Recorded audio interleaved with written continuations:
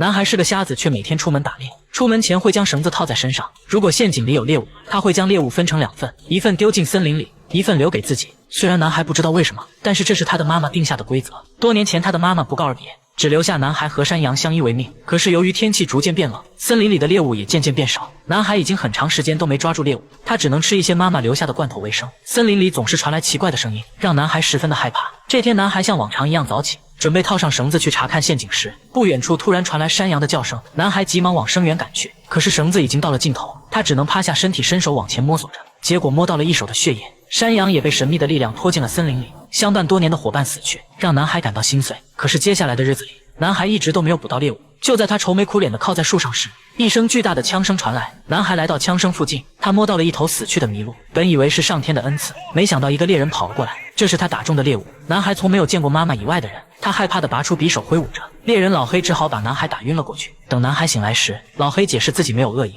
为了表达自己的歉意，愿意把猎物分一半给他。男孩便带着老黑回家，老黑为他做了一顿丰盛的晚餐，他想要带男孩离开这里，可是男孩拒绝了他，老黑只好在这里借住一晚。可到了半夜，两人被一声恐怖的嘶吼声吵醒，为了搞清楚是什么东西，老黑独自一人进入了森林里。